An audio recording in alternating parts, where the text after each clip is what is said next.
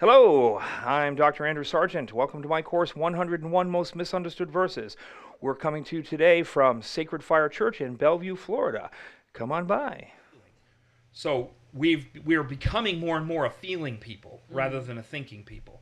And it makes it hard to teach people anything. It makes it hard for you to understand Scripture. If you can't think about Scripture, you just have to feel it. Oh, that's not the way it happened with us, so I just don't know what to do with that. So you just have to, okay, what are their categories? How did it work? What were the rules? What were the expectations? How does this thing that I'm looking at fit the pattern or break the pattern? Let's read a little bit from the Wikipedia because I think it's going to help us do this.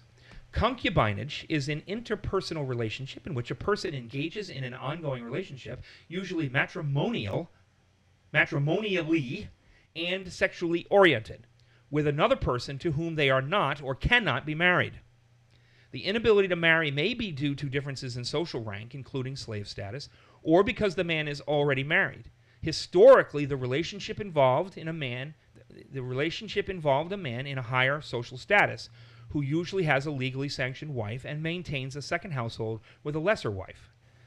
The woman in such a relationship is referred to as a concubine. Remember, we're dealing with an English word. So historically, concubinage was frequently voluntary by the woman or her family's arrangement, as it provided a measure of economic security for the woman involved. Under Roman law, Roman culture under the empire came to tolerate concubinage as long as the relationship was durable and exclusive. For Roman jurists, concubinage was an honorable de facto situation. Paul Vaney, this all comes from the book Paul Vaney, The Household and Freed Slaves. Okay, now that's Roman, right? So what are we dealing with? Concerning the concubine's legal status or the legal definition of her status in ancient China, for example, concubinage was akin, although inferior, to marriage. The children of a concubine were recognized as legal offspring of the father. However, their inheritance right might have been inferior to younger children of a marriage, or they may have received a smaller inheritance. Men frequently used concubines to bear heirs when they were not able to produce sons with their wives. Among the Israelites, men commonly acknowledged their concubines, and such women enjoyed the same rights in the house as legitimate wives. I don't like the category of legitimate. It is a type of wife, but there is a ranking. The principal difference in the Bible between a wife and a concubine is that wives had dowries, while concubines did not. Because it was regarded as the highest blessing to have many children, legitimate wives, or we're talking about wives with dowries, often gave their maids to their husbands to atone, at least in part, if they were barren, as in the case of Sarah, Hagar, and Rachel and Bilhah. The children of the concubine had equal rights with those of the legitimate wife. For example, King Abimelech was the son of Gideon and his concubine. All right. In Judaism, according to the Babylonian Talmud, the difference between a concubine and a full wife was that the latter received a marriage contract and her marriage was preceded by a formal betrothal. Neither was the case for a concubine. One opinion in the Jerusalem Talmud argues that the concubine should also receive a marriage contract, but without a clause specifying a divorce settlement. Does that make sense?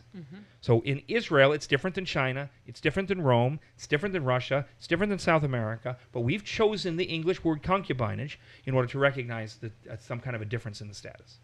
It's our English word versus a different paradigm in every nation. All right. It falls out of favor with the rabbis after the Christian era, when Gnosticism influences both Judaism and Christianity with asceticism. All right, that's a whole other conversation we'll have for another day. All right, so what is a concubine? The Hebrew word is pilegesh. All right? Hebrews were responsible for their sex. Wantonness in all forms was a violation of Torah. You get these people who they're trying to take Scripture and they're trying to just squeeze it for this or squeeze it for that. Let's look at the big picture. Like those people who say, well, I think this text here, if you interpret it that way and turn it this way, close one eye and wait for the east wind to blow, you can see that it says that God loves abortion. Let's take the big picture of Scripture. The God who loves life, who cherishes life, who knew us in our mother's wombs. John the Baptist, hearing the words of Mary, leapt because of the Son of God in her womb. And you think God celebrates us killing our children?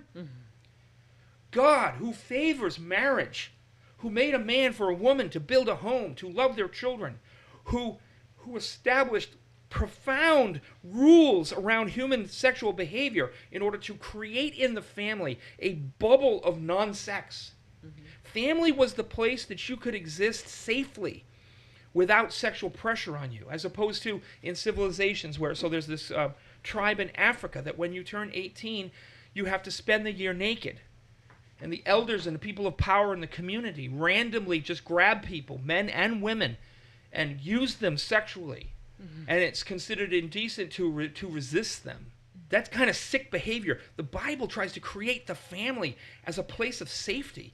You have time to develop as a human being without having your body used for someone else's unfettered sexual desires. And you think God favors fornication? You think God winks at divorce? Divorce and infidelity? And you think, hey, this is what progressive Christians are telling us. God just loves us and wants us to be our best self, and to confine ourselves sexually is so hard. So God weeps a tear for us and says, don't worry about it. I won't hold you accountable for your behavior. There is nothing in Scripture from Genesis to Revelation that hints at any such thing. It is an abomination for those people who tell us in the name of Jesus that it's okay to fornicate, that it's okay to be homosexual, that it's okay to divorce or have affairs, or, nonsense. But there was also a time in a very hard and difficult world where women were seriously disadvantaged by the sheer difficulty. We've talked about the Indian, when I was in India, and I saw the people with the straps around their waists and chests getting pulled through the dirt by a massive cow, or holding a stick in the ground. Women couldn't do that. Women couldn't lift up the timbers that were needed to build the houses or carry the stones, and they were dependent on the strength of men and the endurance of men to bring food from the earth, to hunt the wild animals. It's not that they could never hunt or never do anything like that. They could, and they had lots of skills, but everybody in the family brought their skills to the table and did what was best in order to create this kind of we're a unit. We're together. We're all looking out for one another. And for these progressive Christians to come and say, oh yeah, all these little rules, God doesn't care about any of that. He just wants you to be happy. And be happy means satisfy every single ugly ook that sticks in my gut and goes, I want. We really think that the highest law of Torah is I want? It is not. And so Hebrews were held accountable and responsible for what they did. God recognized that they would at times, because they are rebellious human beings, that they would rebel and that they would act badly. And the laws are written for that. So he permits divorce because of the hardness of their hearts, Jesus says.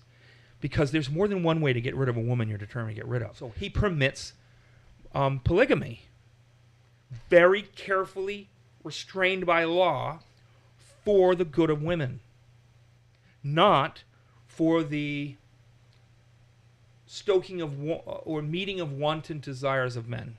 It's not what it's about. It's about, I am a man of means, and as a man of means, we have all these people out there that have no one to care for them. I am responsible to bring people under my roof, to bring people into my house. Because I am a man of means, I can sustain many people. And in a world where you think, like right now, the differences between men and women are like 1%. I think, wait a minute. So there's 3 million more women in America than men, out of 350 million. There's 3 million more women.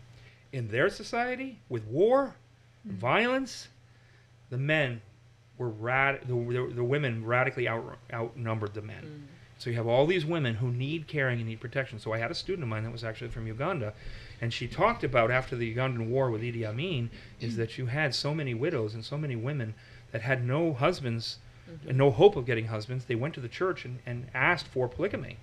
So we have the story in the Bible. It says 7 women will take a hold of one man and say, give me children, call me by name, I'll work hard for my own keep. I'll do everything I can to take care of myself, but bring me and let's be a bigger family. And so God permits polygamy for the sake of women, so that they can find protection. But God's ideal, one man, one woman, for life, exclusive, lifelong oneness. That's his ideal. At times, as he said, he permits divorce for the sake of women. He permits polygamy for the sake of women. Right? But it's not his ideal, never has been his ideal. But in every single element, we do not want to mistake the idea of polygamy for wantonness. The Hebrew scriptures are against sexual wantonness. They look at you, man and woman, and say, constrain yourself to this lifelong exclusive commitment. Now, that lifelong exclusive commitment, he might have that kind of a relationship with, in the scriptural period, with several, because a man of means was actually expected to have it. We're going to have to deal with this story in the book of Daniel that is actually the myth of the world tree. And you see it in the book of Daniel when King Nebuchadnezzar is boasting over himself. And he has the dream where he's a giant tree, and his branches spread out, and the birds of the air live in the tree, and food falls, and it feeds the nations, and it feeds the animals, and all of nature is protected by this tree and fed by this tree, and that's what he is. And so there's an element in which men of means, men of skill, who had the ability to be like that tree, that they bring as many people underneath it to be filled and full and cared for. And one of the biggest ways of caring for a woman was to give her the opportunity to bear sons. A husband might divorce you, but a son will always take care of mama. Unless you give birth to a total rotten piece of garbage. But on the whole, sons will take care of mama. So to deny a woman marriage and to deny her a son is to sentence her to poverty and death. To make way for a woman to have a child, even if it sometimes steps a little outside our normal parameters for marriage, was a blessing and a gift to women. So, but at no point was sexual wantonness tolerated in any way. Men didn't have multiple wives because they just wanted to be a cad and a wandeраbout. That was absolutely forbidden. You took responsibility. You brought them into your house, and you had certain rules. You bring a new wife in, you have to meet certain standards to be able to do it. All right, concubines in Israel were wives without inheritance rights, women without means, prospects, or connections could find security as concubines. Right? Some slaves became concubines, but that moved them away from the slave caste to being a concubine. All right. Oh, so they're lesser wives who fell under the authority of full wives. You got to organize the home, and how are you going to rank it? Full wives were the boss. And by the way, there is not a single story in all of Scripture in which polygamy produced anything but tension and disharmony in the home. Not one single story. There's no story. In other words, it really tells us in Scripture, this is not God's ideal. But there are times where he has permitted certain things for the sake of the suffering of women, to help them. Okay, homes had expected structures. There were standards for polygamous situations. There were rules for husbands and rules for wives and rules for concubines. That means common patterns. In Hammurabi, where we talked about if a concubine got too uppity against the primary wife, they could be beaten or even stripped and forcibly divorced and sent back to slavery. The children of both generally were to receive equal legal regard. Now, this is in Hammurabi. This means the pagans, some of the pagan kingdoms around Israel. All right, now, we've got to put the whole story under hospitality rights. This is how things are supposed to go. All right, so I'm traveling to India one year, and we have met a gentleman in America. I think we talked about his wife was throwing food at us, slopping it on the thing in front of us, splashing it onto us, cursing us in English so we could hear her. Well, that entire scenario, like a scenario that's so bad, the whole trip was just one bad thing after another. But it started with something bad that I didn't recognize. But the bishop who I was traveling with did recognize. And that is we showed up at the airport, and they weren't there to greet us. And when John called to ask where they were, they said, oh, just get a taxi. And the bishop says to me, very quietly, because he doesn't want to hurt John's feelings, this is a very bad sign. I said, really? He goes, it is unthinkable not to greet your guest at the gate when they're coming. He goes, this is not going to be a good weekend. And I thought, oh, come on. He's being that's a little overboard, don't you think? No. No. Just like when we did the wells and we said what was the first sign that Saul was in trouble?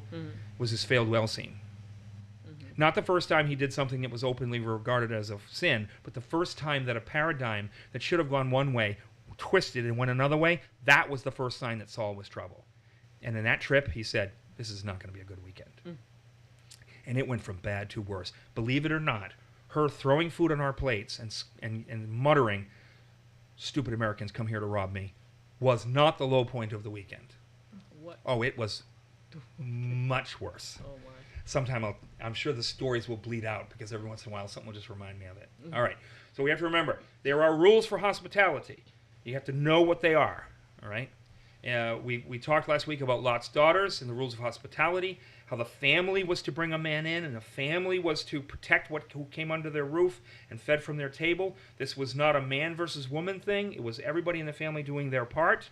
And that even if he meant it, which he did not mean it, but even if he did, it would be better for them to receive this type of indignity than for him to choose other opportunities, like giving himself over to homosexuality, which would have been considered even greater sin, or to give his wife over for adultery, which would have been an even greater sin. But that's not even what's going on. He is keeping hospitality rights properly. All right. Never. It's like warning, warning, warning. Danger, Will Robinson, danger, right? We never want to underestimate the importance of hospitality rights. Ever. This is huge. We talked about it last time. This is like mammothly huge because it involves the holy. Okay? A child being subjected to indignities of sexual abuse, not a child, but a young woman of marriageable age, to lose her virginity in a disgraceful way is terrible. But to violate the holy, you don't violate the holy. And the sacred rights are sacred rights. You just don't. And so we marry, and our marriages are sacred rights. And it worked to them too, sacred rights. All right, so you're literally having to pick a terrible situation and a terrible choice among terrible situations if you were to go for the little one. But again, remember, he's not actually offering his daughters. So if you haven't seen that one, go back and watch it. It's one of the most important sacred duties in the ancient Near East. It is commanded directly 6 times in the New Testament and is paraded before us without the name. It's just paraded before us dozens of times in Scripture. This is a very important thing. It shows up in all ancient literature. It's the reason for the flood in some of the Greek stories. The violation of guest-host relationships. It is super serious. Everything that involves the divine is super serious. The eating of the meal makes this bond. I'm not going to take a lot of time with this particular quote here, but just throughout the ancient world, the eating of the meal made a sacred bond. That's where the sacred bond of guest-host starts. You come into my house, you eat from my table, but now remember the weird offer that he gives. We'll take care of ourselves. We won't eat from your table. We won't, you don't have to offer us any kind of that normal stuff right here. Not good. Every single thing that happens in this story, every exchange is bad, worse, worse, worse, worse, worse. Right from the beginning. All right. So we remember that the eating of a meal from someone's table was a 3-way sacrifice participation. You and I ate before God, and we were made one before it in a bond that God will hold each of us accountable to honor. It's the covenant's earliest form.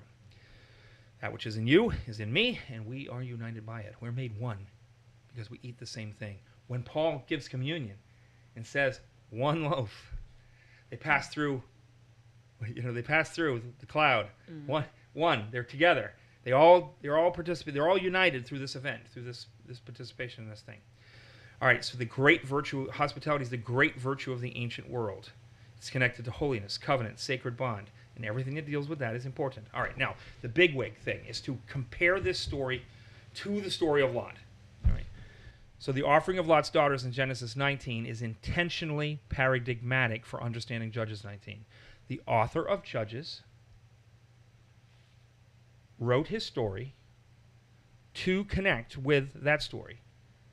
Remember, so the similarities tell you that you need one to be the lens for the other. The differences are the message. That's where you're getting the real messages. So in everything you compare, like if you take the Israelites in the ancient world, there are many things that the Israelites do that compare to what the pagans did. But it's not the similarities that are this message. The similarities tell you that they shared a general view of the world. It's the differences that tell you the real substance of their lives. And so this is a very big deal in academics, where they try and say, well, this is similar to what happened among the pagans, so Israel must be pagan. Oh, no, no, no, no, no.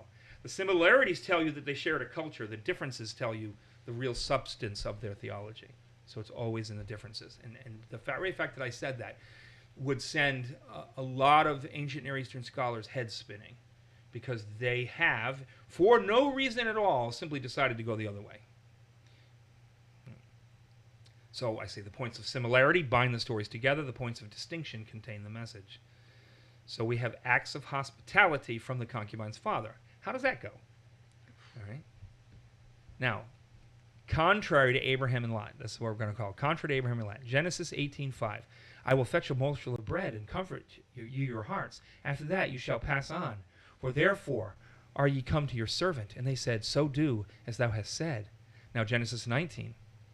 All right, this is Lot. And he said, behold now, my lords, turn in, I pray you, into your servant's house, and tarry all night, and wash your feet, and you shall rise up early and go on your way. What happens in our story? He keeps him. He keeps him and keeps manipulating him and dragging him down and keeping him and keeping him and keeping him. And it leads to trouble. It is because he keeps him so long on their final day, manipulating him into not getting an early start, that they are forced to take shelter in a city rather than making it all the way home.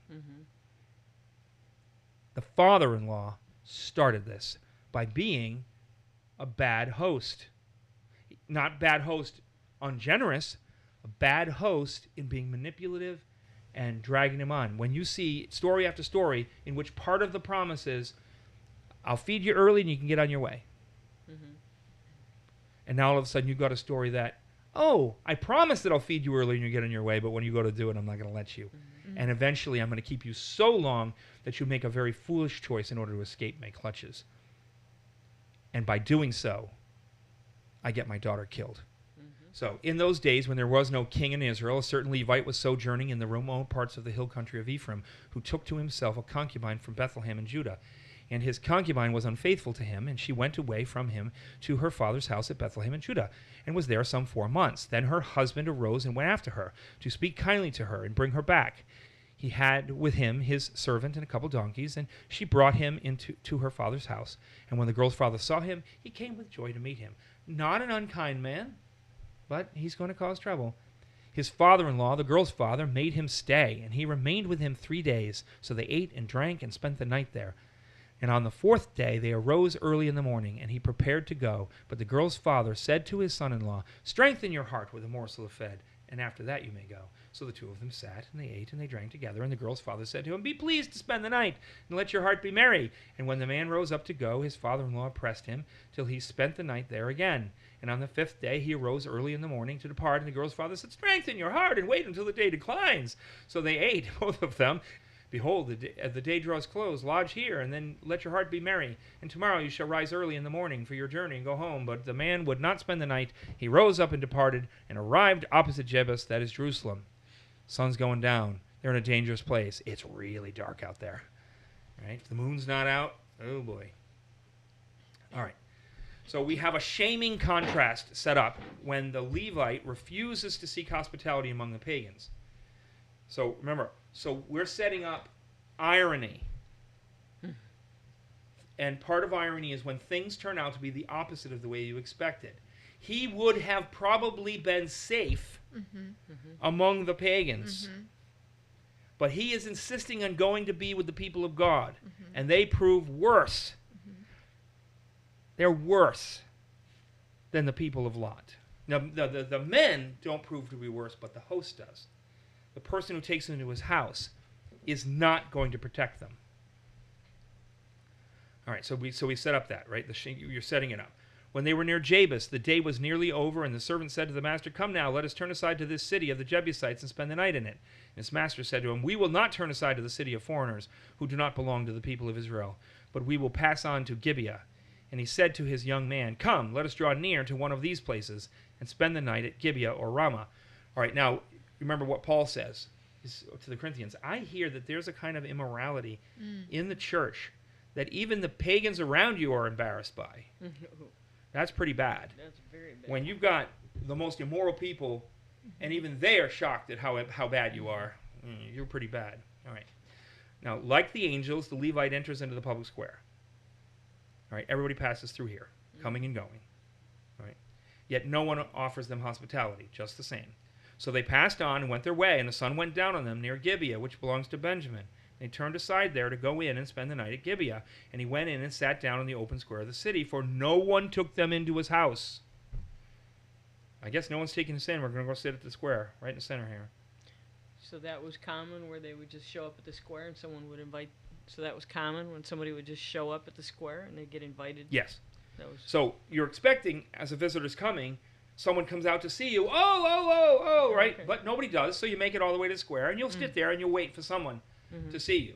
You know, maybe they're coming in from the fields and the workers are out, and a wife's not going to bring you in, but a husband will see you and bring your whole family, and it's considered one of the highest virtues to be a generous and good host, to protect people that come your way. The host, like Lot, is a sojourner in the region. He comes from the Levite's home region. Oh, this is a perfect setup. Not only am I now among my own Israelite people, but I have met a man who comes from my hometown. Shazam.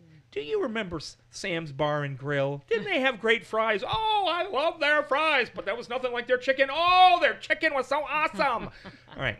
So the angels insist on staying in the square. The Levite seems taken aback that no offer of hospitality has been forthcoming. So the angels already know what's going on. This guy's kind of like, well, this ain't what I expected. I came here because I expected this is where I'll find hospitality. Among those pagans, who knows what I get. Now the Levite offers to take all of his own needs. Interesting. This is not something angels don't do. None of them do. To offer to take care of your own needs. Now, was that common? To offer to not be a burden? Is it so? Sometimes you have this thing where you offer something. So a friend of mine from Pakistan, I asked him, I said, what was one of the most surprising things that you learned about being in America? He goes, growing up, when you went to a person's house, they offered you something to eat or drink, and you'd say, no, no, no, no. They would offer a second time. You go, no, no, no, no, no. They would offer a third time, and you'd say, well, okay, maybe just a bite, and maybe you eat everything. Right. He goes, I come to America, and they'd say, would you like such and such? And I'd go, no, no, no, no. And they'd never ask me again. Say, okay. And I thought, how rude. You're so rude. Right. So it's just like, and he said, I just had to learn that if you want something, Americans are direct communicators. They're not playing a game. They don't know that the game's supposed to be played. You know, it's like when you go into a shop and you say, oh, how much is this? Oh, 20 shekels. You kidding me? You out of your mind? Oh, no, no, no. I will give you 5 shekels. 5 shekels. You rob from my children. You steal from the food from the mouths of my babies. 8 shekels. Okay. Right. And it's the game. You understand? Nobody gets their feelings hurt. It's the way it's played. But he's really taken aback here. This isn't how it's supposed to go. And then he's offering to take care of himself. I don't see this in the other... But the other times that you have this situation arising, they're angels, and they have nothing, and they don't need anything. So is it customary to offer to care for yourself? Hard to say, but it is definitely a difference in the story. But the man does not accept his offer. The man says, so it's all promise. Oh, don't worry about it. Don't worry about it. It's not a problem. Come to my house. You know, you guys ate a lot. You ate a lot. You know, and all of a sudden you start... What's the nature of the game? You say it's free, but then you ask for money for it. You know, you offer, but then you retract the offer. This is coming off very differently than what we have in the other stories. The host's offer is underwhelming, but he does provide goods for the team's need. Okay, have you noticed something that's missing here when the old man comes and talks to him? What does Abraham do, and what does Lot do? They bow, and what's the language? Oh, my lords, please, please, come into your house, your servant's house. Oh, I am nothing. Please, wipe your feet on the shirt that's on my back so that you may not be uncomfortable for 2 seconds. What am I? I am nothing. Right? You don't have that going on here. Mm-mm. All right? It's the Levite and not the host that falls to using servant language. It should be the host that's using servant language. I am your servant. Oh, lords, please. That's not how it goes. And the host does not bow to him. No bowing. Okay, well, we don't bow, so we don't miss it. Mm-hmm. Oh, but they bow. And there's no bowing. There should be. Something's off. Okay. We have the washing, the eating of a meal, which is the making of the covenant. Behold, an old man was coming from his work in the field at evening. The man was from the hill country of Ephraim, and he was sojourning in Gibeah. The men of the place were Benjamites. He lifted up his eyes, and he saw the traveler in the open square of the city. And the old man said, Where are you going? And where do you come from? And he said to him, We are passing from Bethlehem in Judah to the remote parts of the hill country of Ephraim, from which I come. I went to Bethlehem in Judah, and I'm going to the house of the Lord, but no one has taken me to his house. We have straw and feed for our donkeys, with bread and wine from me and your female servants, and the young man with your servants. There is no lack of anything. The old man said, Peace be to you. I will care for your wants, only do not spend the night in a square. Now we would say, Oh, that is very nice. Isn't that sweet? Mm-hmm. An ancient Near Eastern person would say, that's not good. I didn't think anything when they didn't come to pick us up at the airport. Mm-hmm. But my host, or the bishop we were traveling with, he went, Ooh, this is not boding well. This is not going to be a good weekend. I thought, he's so judgmental. But he was square on every minute. All right, so what's lacking? Oh, my lords, I am your servant. Mm-hmm. Some major hospitality. Bowing, That's not going on here. Mm-hmm. This is a very flat exchange. If you like what you're hearing today, please subscribe below, and don't forget to share it on as many platforms as you can, and tell your friends to watch. Thank you. So he brought him into his house and gave the donkeys feed, and they washed their feet, and they ate and drank. Covenant. All right, the men of Benjamin gather at the door like the men of Sodom do, making the same demands in strikingly similar phraseology. This is not just an accident. Well, maybe that's just what they said. It just happened to be the same thing. Oh, yeah, maybe. But I can guarantee you there's some variety here that we're not actually getting. Most of the changes that are going to take into language are simply the dynamics of talking about a group. Talking about a single man that they want instead of a couple of men. That's the only difference. And they were making their hearts merry, drinking a lot. They're in the house. Behold, the men of the city, worthless fellows surrounding the house, beating on the door. They said to the old man, the master of the house, Bring out the man who came into your house, that we may know him. Genesis 19:5, and they called to Lot. Where are the men who came to you tonight? Bring them out, that we may know them. So the author is letting you know. Mm-hmm. Similar situation right here. The host chastises the men in similar terms to Lot. All right, there's no mention of a shut door.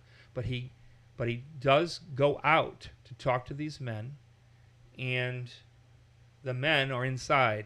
They're not coming out. We got to understand here, it is very unlikely that this guest followed this man out. Now, in our homes, it wouldn't matter because they're sitting in the living room and our front doors are at the living room most of the time, right?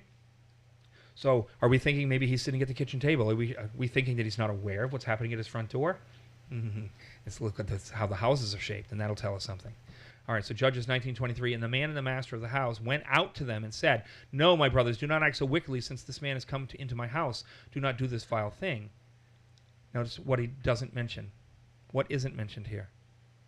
This man has come into my house. Do not do this vile thing. I beg you, my brothers, in Genesis, do not act so wickedly. Do nothing to these men, for they have come under my shelter of my roof. So the host chastises the men in similar terms to Lot. There's no mention of a shut door, but when we look at the structure of the homes, we're gonna see that this guy is not sitting around like we have doors that open up to our living rooms, doors that open up to our open thing with our kitchens and all that kind of stuff. Their house structure is very different. There is a likelihood that this man has no idea what's going on. All right. Judges 19:23. The master of the house, went out to them and said, No, my brothers, do not act so wickedly, since this man has come into my house. Do not do this vile thing. In Genesis 19:7, I beg you, my brothers, do not act so wickedly. Do nothing to these men, for they have come under the shelter of my roof. All right, so the host makes a similar offer of protection for the man, but includes a guest in his offer. So, take my virgin daughter and this guy's concubine. Oh, wow. We just went off the we just went, right? He's now taking one of the guests in his house and offering her to throw her like a piece of meat to quell the appetites of the ravening horde at his door. He's offered his daughter. This is very important. Remember we said in Lot, I didn't think it was a legitimate offer? He offers his daughter. Is he going to give them his daughter? He is not. He offers his daughter and throws in the option of the man's concubine, which is twisted. But he means it just like Lot did. Like, he doesn't mean the offer of his daughter just like Lot didn't. Because he does not give his daughter. All right, so the offer of two women forms a parallel with Genesis 19:8. Behold, now I have two daughters which have not known a man. And now we don't know where the servants are. At this time, the servants have done their duty. They're foils in the story. They're maybe isolated, maybe off in a barn area or another area. Maybe they're on the roof of the house. We're going to look. The roofs were used for a lot of stuff. They would not have the servants sleeping with the women, and the women would not be sleeping in the house with the man, with the guest man. The men would be sleeping in the house. The women would be sleeping in the courtyard, and the servants would most likely be sleeping somewhere else. The animals would also be in the courtyard. But the women would be exactly where the women are supposed to be, which is they'd spend the night in the courtyard, sleeping out there. Because you would not take a man into your home and then bring your wife to there. You would keep the women over there, sure. Men are over here, servants are over there. The servants aren't sleeping with the women. The servants are somewhere else. They maybe are on the roof of the house, but maybe they're in another place where they keep the animals. But the animals were often in the courtyard. All right, just remember, this is a very different story. We don't know where the servants are. They're not part of the story. But they're not going to be with the women, I'll tell you that. All right, they're going to be more so among the animals, the donkeys and whatnot. So behold, here are my virgin daughter and his concubine. Let me bring them out now. Violate them and do to them whatever seems good to you. But against this man, do not do this outrageous thing. Genesis 19:8. Behold, I have two daughters who have not known any man. Let me bring them out to you and do to them as you please. Just as it's not a real offer for this guy because he's not going to give up his daughter, even though he promises it. Same, it was not an actual offer for Lot. All right, this is when the situation goes really off the tracks. All right, the men would not listen to him, so the man seized his concubine and made her go out to them. It is very hard as an English reader to get your head around the fact that we don't necessarily know who did what. But I can promise you from the scenario, so the man, the host, the homeowner, seized his concubine, his guest's concubine. No, we're like, well, why? He didn't say his guest concubine, he said his concubine. Now, according to the rules of pronouns, that pronoun should reference the most recent noun that matches it. Yeah, in English. Hebrew does not have any such requirement. So he throws her out till they knew her and abused her all night until morning. As the dawn began to break, they let her go. So the big question comes in, who forced the Levite's concubine out the door? The host? I believe it's the host. But we at least have to look at it and analyze it. I didn't come to this conclusion, because I just assumed with everybody else. Remember, I said every one of these 101s is something that I did not interpret properly. Then I discovered that I was wrong, and I had to adjust myself. So we can call it 101 of most misunderstood verses, or 101 of my biggest blunders as a scholar. All right. So who forced the Levite's concubine out the door? Now the answer changes the nature of the message. Are we in a story about the tribe of Benjamin's wickedness? Are we in a story about how bad it all was everywhere? Is this a story about failed hospitality? Is this a story about how horrible men are to women, generally? Is the Levite a victim or a villain? It really depends on how we construct the antecedents for his concubine. We know who the his is in his concubine, but who's the man? What's the antecedent of the man? The answer changes the way we read the next paragraph. Are the husband's actions normal or obscene? Get up. Let's get going. You just threw your wife to be sexually abused all night and you kick her and say, let's go? Does he know what happened? Is she not where she's supposed to be? Does he have any comprehension of what's going on around him? Was this a sort of a payback for her zana, her in the opening verses, her unfaithfulness? Now remember, we don't know if the unfaithfulness was she cheated on him and ran away, or she ran away because she cheated on him, or whether she cheated on him by running away. Like she was unfaithful to the marriage vow by taking off on him instead of being in the home with him. All right. Does he know that she's hurt? Is he taken by surprise by the whole affair? Is this the biggest shock of his life? The biggest moment in which the woman you just traveled, longed for, wooed, loved, think cared so. about, brought home, and then you find her dead No. when you expected to find her alive? Mm. Or were you the perpetrator from the beginning who cared so little about her that you threw her to a ravening crowd to save yourself? Two radically different stories. Mm-hmm. All right. So our interpretation is often an emotionally charged wrangling based on how the details provoke our imaginations. All right. This story is horrible. It's terrible. But it's often our modern prejudices that cause us to interpret the horror in a different way. It's a different kind of horror in our minds than it perhaps was to the beginning of the story. Every detail matters, so we have to ask about every single detail. We have to peep intentionally into their feelings and into their culture. Okay. As morning appeared, the woman came and fell down at the door of the man's house, where her master was. Again, he's just called the man. Until it was light. And her master rose up in the morning, and when he opened the doors of the house and went out to go on his way, behold, there was his concubine lying at the door of the house, with her hands on the threshold. And he said to her, now, is this where he expects to find her? Mm-mm. Well, it's the question. Maybe. Because where are the women staying? Yeah. There's a guest in the house. Where are the women going to be? I'll tell you what, you're going to separate the women from the men. Mm-hmm. It's not like today, where we all sit around playing cards. My wife, my friend and his wife, another friend and his wife, and we're all playing cards together. No. It's more like the olden days, where you maybe came together to have a dinner, and then the women went to the women's lounge, and the men went to the men's lounge. The men played billiards and smoked cigars and drank whiskey, and the women had wine and finger cakes. Mm-hmm. It's more that kind of a world. The women are out there, the servants are over there with the animals, or just wherever, on the roof of the house or whatever, and the men are over there. It's a big separate. Okay. All right. But he said to her, get up, let's get going. I think she's exactly where he expects her to be. The women are sleeping in the courtyard. Mm-hmm. And the courtyard is part of the house. Go on. Okay. You haven't seen the house yet, so No, but this had to be a big commotion. Whenever those men came and were wanting what they wanted. right. And the household, the guest is in the house, Yes. far away from the commotion. You'll see, and he's drunk. So he really. Where do you see the house? All right. That's the big thing. Because if we imagine our houses, we imagine something very different. If this kind of thing happened at our front door, Oh, yeah, nobody in the house is missing it. Right. But that's not how their houses are constructed.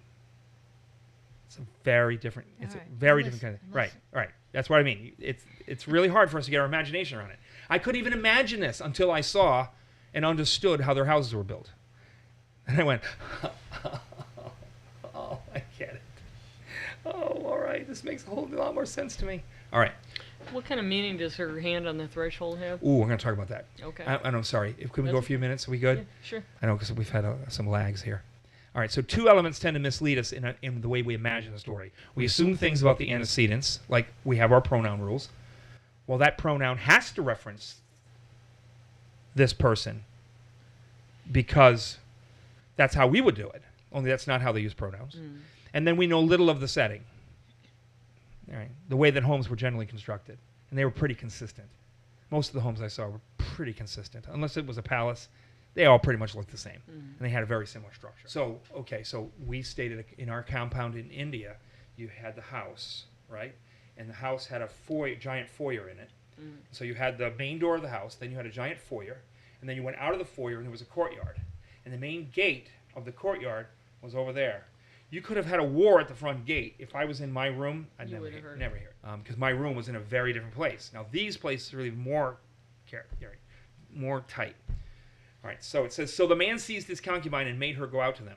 Many commentators assume that the husband and not the host cast out the concubine, and I think they're wrong. I don't think we have the household owner, the host, out there arguing with the crowd, and the drunken husband comes out, yeah, you're bothering me. I can take care of this situation. Grabs his woman by the hair, pulls the gate open, throws her out, shuts the door, and goes, finally, I can get some peace and quiet around here. So that the host is like, I can't believe you just threw your woman out there. No, I don't really see that as happening. No, not after he traveled miles and miles to go back and pick her and Right, get her. he's gone to great deal of trouble to bring her back. Does he care nothing for her? No, he loves her very much. He tries to woo her, in spite of the fact that she took off on him and possibly cheated on him. So they envision the scene. The host is standing at the door making his offer. And unlike the angels who pulled Lot in, the husband steps up and throws his concubine out. Right? So are we looking at the exact opposite? So the guest, rather than pulling the host back into safety, opens up the door, pushes the host aside, and throws his woman out. That's how they envision it. She's just a concubine, so who cares what happened to her? I don't believe that sets up the story up at all. I think the story's set up for him to really care about her. But does this picture fit the details? Does it fit our pronouns? The coldness of an action seems to contradict his willingness to forgive and his desire to woo, and the extreme efforts that he's gone to go and get her.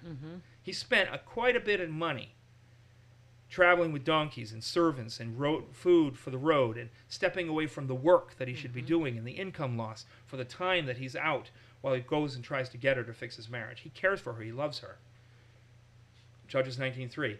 Her husband arose and went after her to speak kindly to her and bring her back. All right. Now, what we got to pay attention to is what are the words that are being used in the story for the guest and for the host. So, words that are used for the guest. A certain Levite. All right.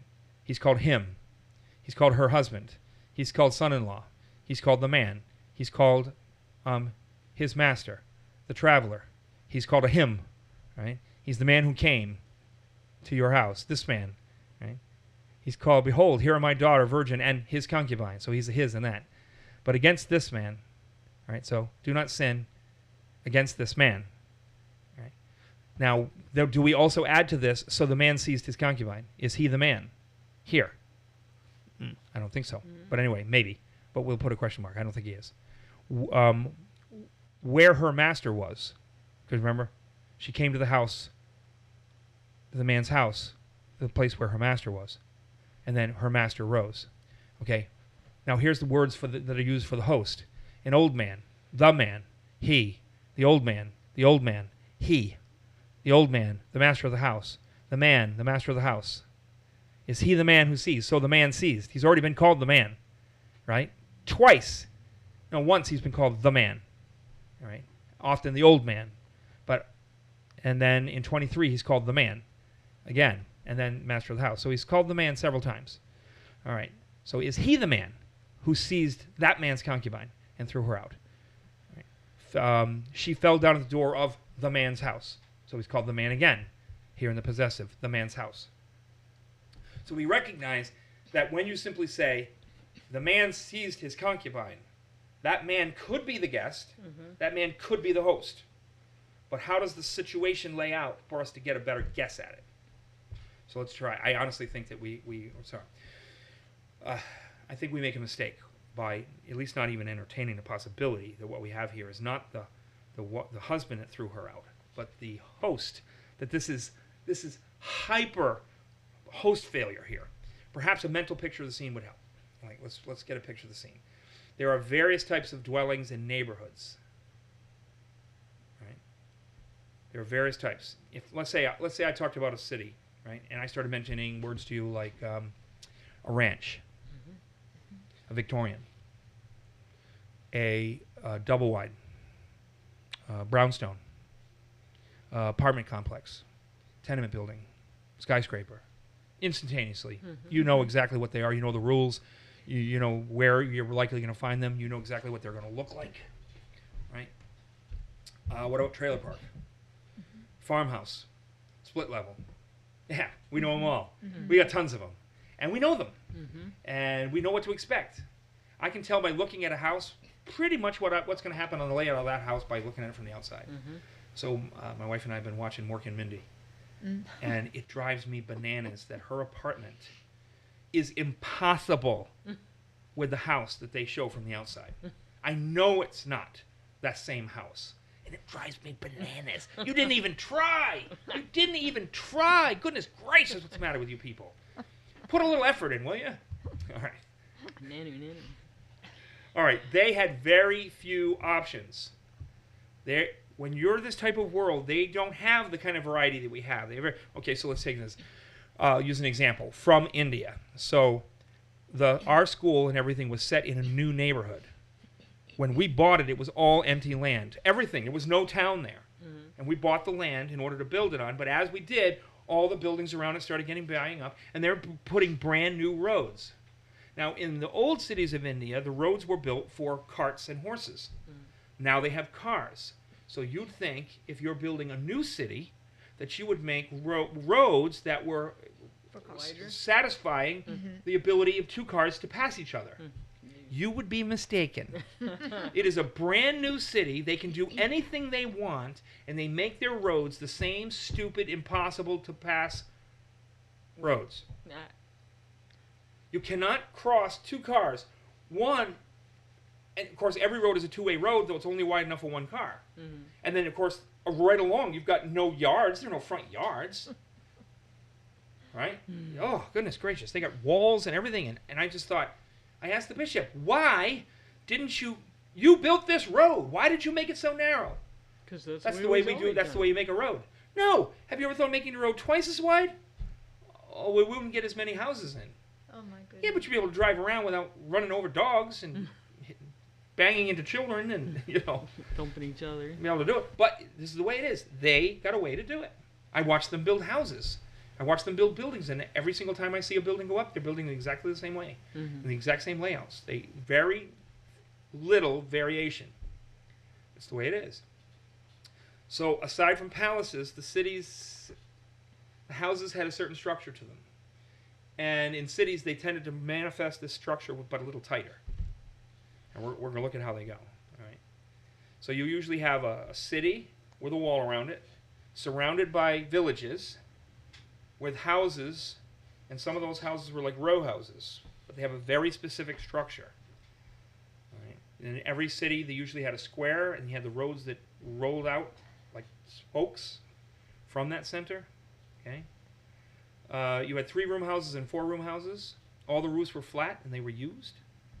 So if you were in a city, you might bring your, if you're a rich man and you own a hill that's catching the wind, you're going to bring your wheat up there. You're going to thresh it, you're going to thresh it, and you're going to throw it up in the air, and you're going to beat it, and you're going to throw it up in the air, and to get the kernels, the wheat kernels fall to the ground. The wind catches the chaff and blows it away. Well, in the city, you're going to bring your stuff in, and you're going to do that on the roof of your house. All right.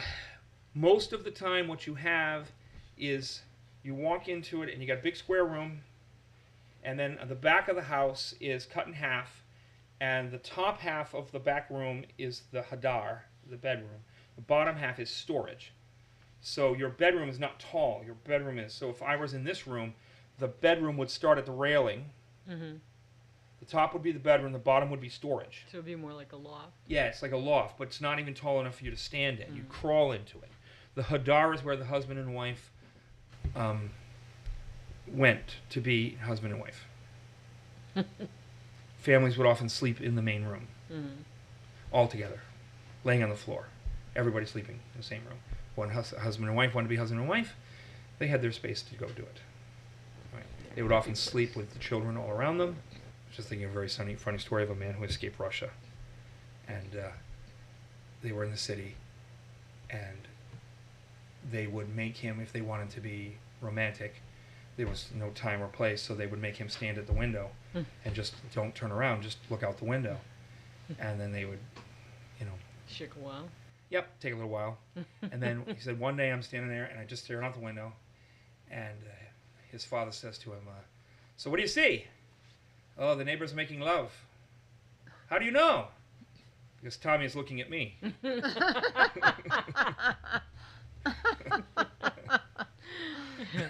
He's like, to have my own bedroom in America. Yeah. Wow, okay. All right, so you get the idea. You walk in, big square room. Back room, split in halfway. Top part is a loft bedroom that you crawl into, very low. Bottom part, all storage. And then you had the main area. Okay, Yes. and what were they made out of? Thick, Usually blocks? mud, sticks, bricks. so it was soundproof like. Yes. Oh, I'm sure the walls Oh, were thick to yeah. keep Mud, it cool inside, bricks too. made of cooked mud bricks and stuff like that. Some stone, very expensive ones can be stone, but mud thick, yeah, very soundproof. Yeah. Yeah, and just keep it cool. Yeah. Now, then so you have that main room, back part, top is the hadar, bottom is storage, main room with the family, fireplace, right? Then you have a courtyard. And in the courtyard, you have the place for cooking. Right? That's where the women do the cooking, is in the courtyard. That's where the animals are. So when the guy comes and makes the vow, oh Lord, the first one thing that comes out the door of my house to greet me, expecting it to be a chicken or a pig or something, that's where the animals stayed. They stayed in the courtyard. Sure. All right. Servants would probably have been sleeping up on the roof, or they maybe had another area where they would have kept them, but they would have been out of the way, not with the women. All right. So that's the scene. So the men are in the house, drinking. They're probably going to sleep on the floor there, in the main floor, right? But the man is not bringing his wife in there while he's got a male guest. The women are going to stay in the courtyard, and that's where they're going to sleep. And they are accustomed to sleeping, just laying on the ground. You got a mat, you got a blanket, you lay down, you go to sleep. You know, we're so much better. You know, we got Sort of perfect. the Serta tension sleeper. So here's the house. See them up on the roof of the house? Now that is a thatched house. A good portion of them, you could still go up there. In India, they were stone, but you still would go up there. The children would sleep up in the roofs at night to catch the wind during the hot summer. In the winter, you wouldn't be up there because it'd be too cold. In the winter, if the women were forced to sleep outside, you maybe sleep down near the animals and get a little heat. Now, in some of the places, like in Bethlehem, that little courtyard area, there was the courtyard area, but you'd also have the cave under the house and put the animals under there, and the body heat of the animals would actually waft up through the house to warm the house. But this is pretty standard, pretty typical. The men are inside that square dwelling. The husband comes out to the outside door here, where he's talking to the men. The women are in the courtyard there. That's where they do their cooking. That's where they do their working. That's where they spend a good portion of their day. They're not cooped up inside the house. They're out there in the area.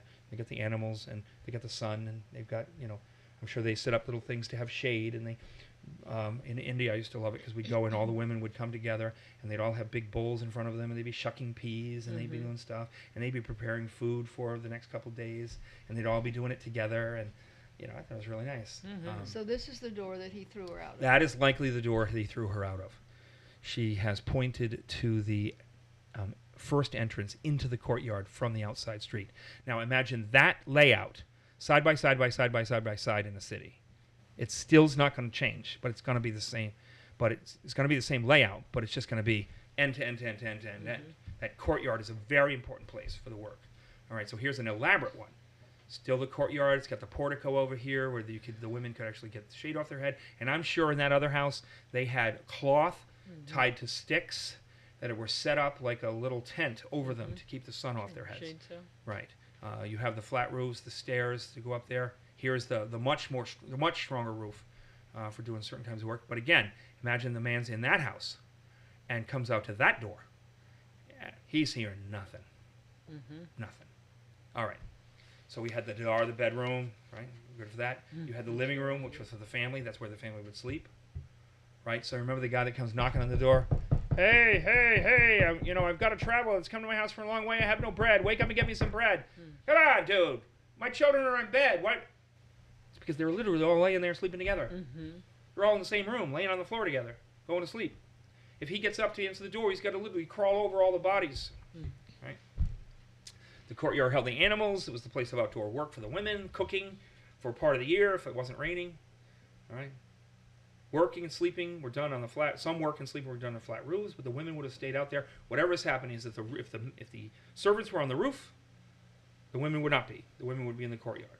It appears by the scenario here that the man wakes up in the morning from his house. From in the man's house. He was drinking. He's drunk.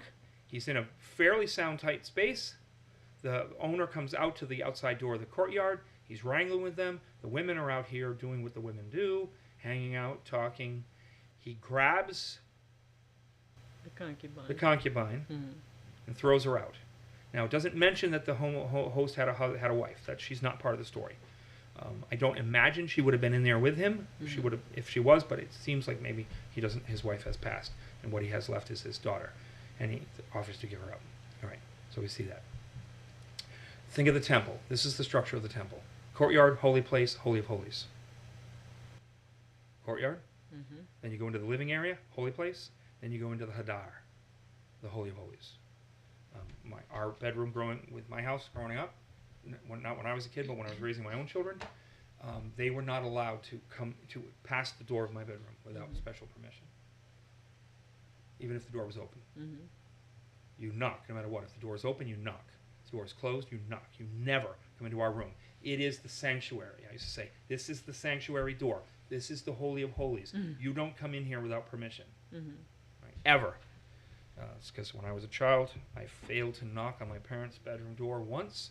Traumatized. And spend the huh? rest of my life in therapy. Oh, it marked me badly. All right. So with this picture in mind, so let's imagine the scene again. The host and guest are drinking in the living room. The women are in the courtyard. The servants have dropped out of the story, so don't know what's happened to them. Perhaps on the roof. The men beat on the courtyard door. The host goes out to them. The host offers his daughter and the guest concubine.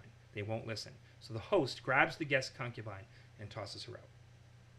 The guest wakes up in the next morning, having drunk himself into oblivion, and comes out and finds his wife sleeping in the courtyard, which is exactly where she's supposed to be. Mm-hmm. He might have thought a little odd that she's laying there with her hands on the threshold. But we have to have a question. Which door is she at? Which threshold is she grabbing? We're not 100% sure. What direction is she dying? It seems like she's trying to crawl for help. That maybe she's made it across the courtyard to the main house, and then he comes out and she's laying there. Mm-hmm. What's her condition? What's she look like? If she's asleep, she's got all this hair. Maybe he can't see her face. And I'm sure she's battered and bruised, and they've literally raped her to death. So she's obviously, but when he first comes out, is he looking down callously upon this beaten and abused woman? Or does he think that this is simply where she spent the night sleeping? A little odd, maybe. I don't know. I know it's hard for us to get our heads around it. Mm-hmm. So women did not sleep in the courtyard. Nobody slept in the No, courtyard. you might if you have guests in the house. You have men in the house. They would not have put the men and women together. Okay, so there could have been women in the courtyard when she was trying to get to the door. Yeah, well, we know that we have a daughter that's out there. Mm-hmm. Yeah. Right. At least a daughter that's out Yeah. there. That's at least part of the story. So the women would have slept separate from the men.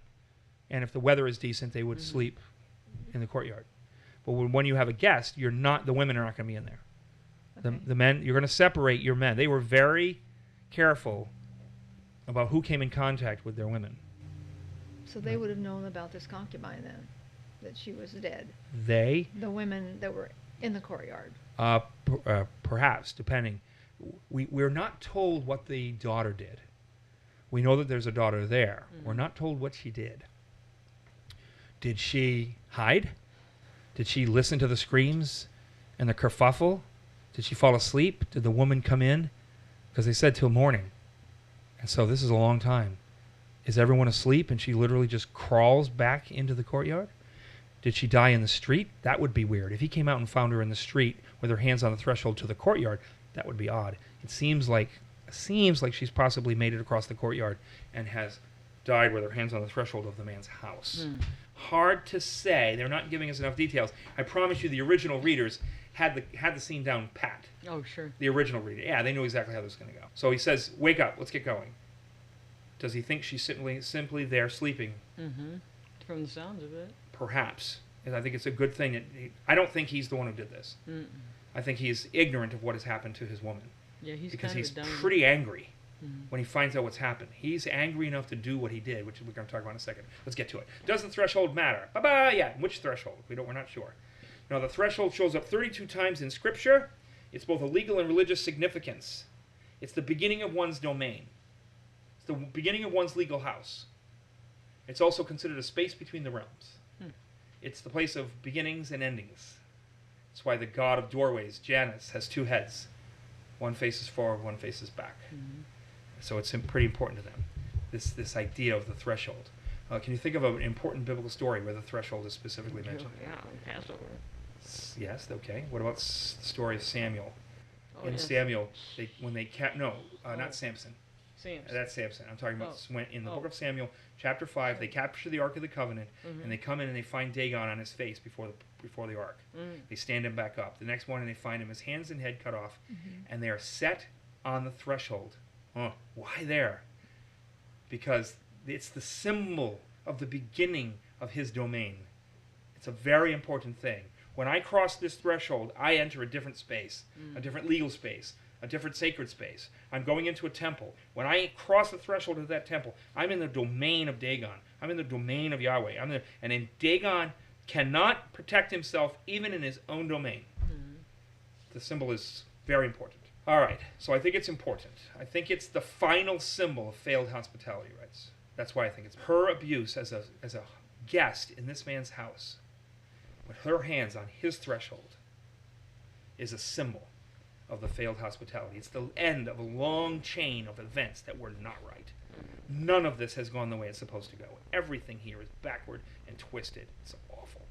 I think it's a powerful symbol, a powerful condemnation of the man and of the man's house, almost a curse against the man's house, that she, from the abuse that he openly subjected her to as a guest in his house, who had eaten from his table, dies with her hands gripping the threshold of his house.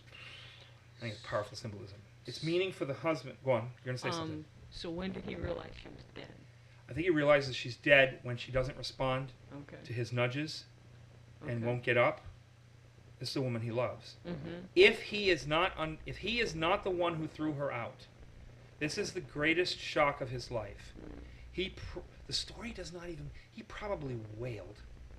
He probably tore his garments, pulled his hair out, threw dust on his head, trilled into the heavens, let his grief out like a roaring, wounded water buffalo. If, however, he was the drunk and threw her out and doesn't remember it, or that's really the kind of heart that he had for her, then the coldness of the scene would make,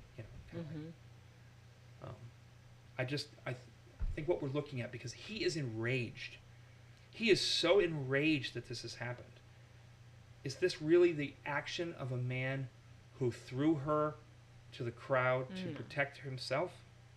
No. Because he's going to cut her up, and that's a very powerful symbol, by the way. What's missing too, for me, is what happened to that host.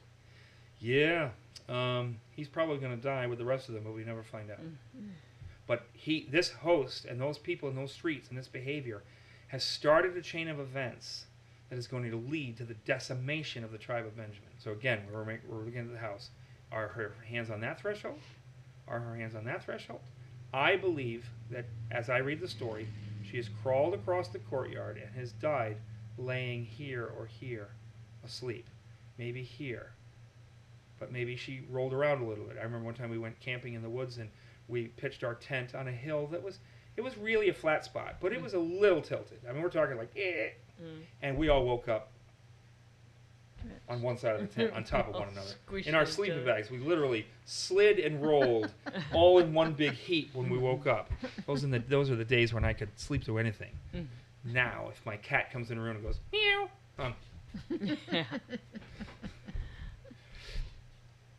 All right, so the last paragraph represents, we're almost done, a twisted version of a typical rallying cry for vengeance and justice.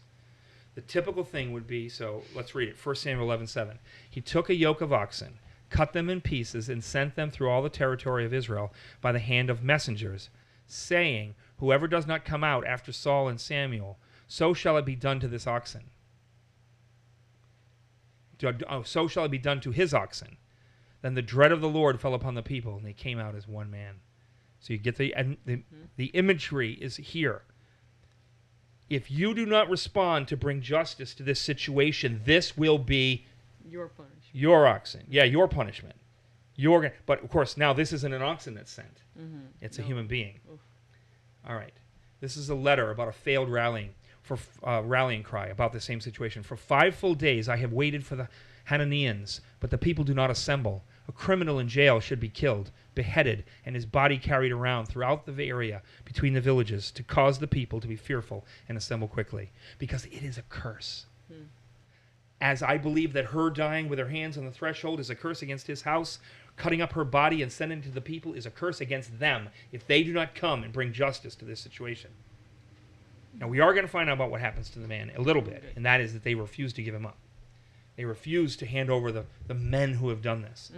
The rest of the tribe of Benjamin stands with this city, and this city stands with that man, and the city stands with those men who did this. All right. And when he entered his house, he took a knife, and taking hold of his concubine, he divided her limb by limb into 12 pieces and sent her throughout all the territory of Israel. So she sent with a messenger with an arm, a messenger with a leg, a messenger with a head, going to each city. Respond. This situation, this is what happened. You need to rally. You need to come together.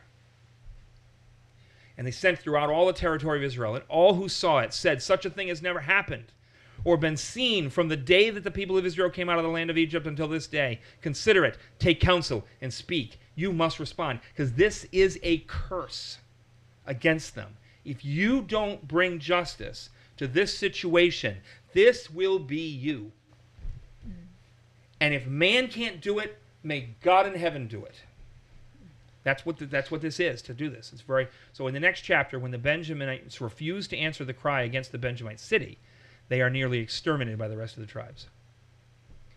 So the Benjamites will not rally against this city. Had the Benjamites rallied against this city and said, even though this is a city within Benjamin, what is done here is terrible. We're going to bring justice to it. They won't. Then they would be fine. Just like if Achan's sons or wife had gone to the people of Israel and said, I break covenant with this man, I break faith with this man, I separate myself from that house, I am the Lord's, and let his sin be on his own head, they would have saved themselves. But they didn't. Rahab saved herself by breaking faith with the people of Jericho. Of course, rallying as many of them as she could, most likely into her house, that they might be saved. So the same thing. Benjamin will not respond. Thus, Benjamin's got to go too. Because that's the nature of the curse. Right? This is what's going to happen to you. So it's this is a story of devastating corruption in Israel. Right? In the face of a weak system of rule, Sodom is used to portray the depth of this depravity, reaching its climax in failed hospitality rights, homosexuality, and murderous rape against travelers. But this is worse. They are worse than Sodom, right? All right, so maybe a person is not convinced that it's not the husband. I'm not convinced. I mean, I am convinced that it's not the husband. I don't believe 1 second it's the husband. I think the layout of the situation leaves us a very reasonable position in which these events took place without the husband's knowledge. He's in a house that is largely soundproof. He is drunk. He is listening to things that are taking place outside the house. Maybe the daughter came, Dad, there are men at the gate. Like with Lot, the man offers his daughter but doesn't actually intend to give her. That's good. But he does break guest host's faith by grabbing the man's concubine and throwing her out.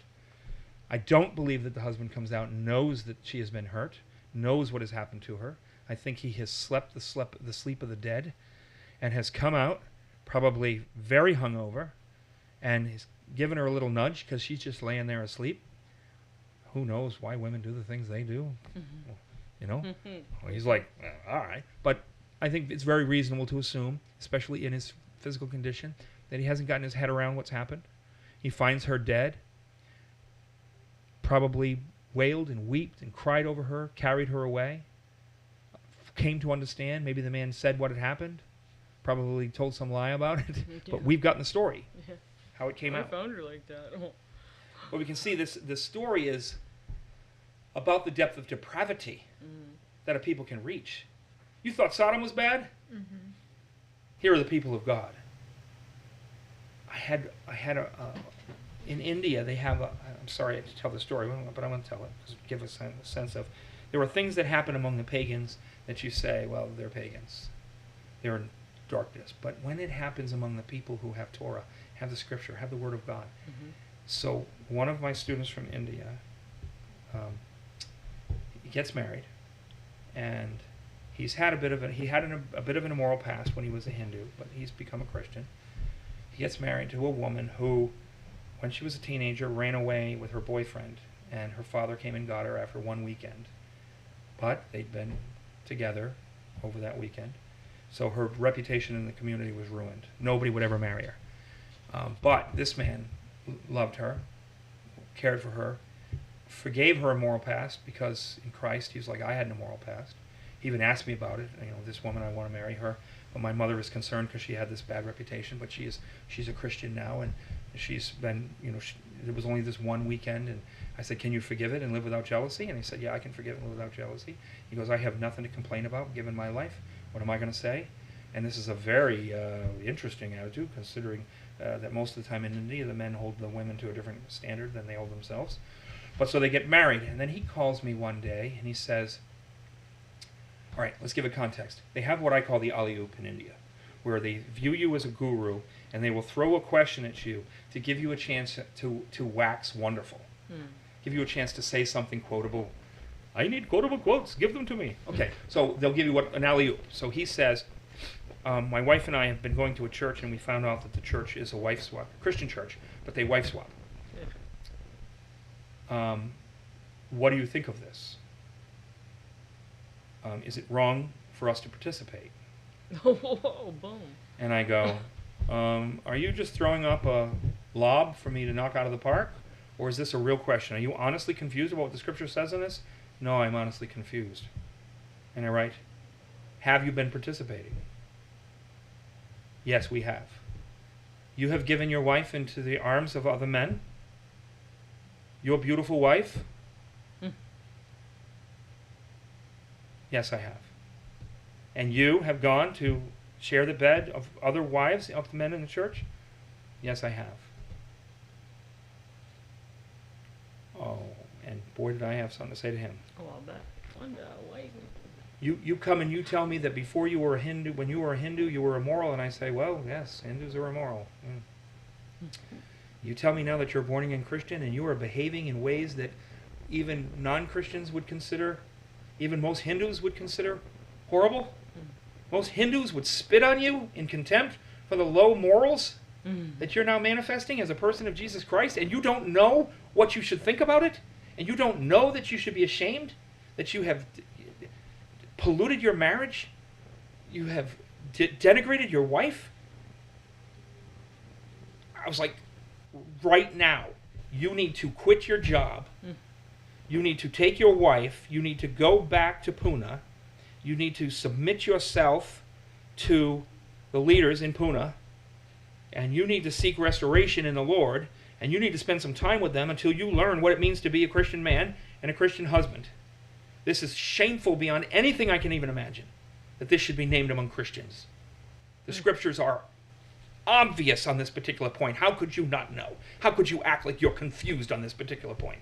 And then I began to quote the Apostle Paul in Corinthians. And these things not be named among Christians. You have one in your midst that even with the pagans.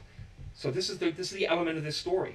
That to cast off the word of God, throw off the Torah in your heart, opens you to such depravity that these people who have Torah, have the light of God, have the path of life laid out before them, have reached a level of depravity that even the worst of the pagans would hardly even recognize.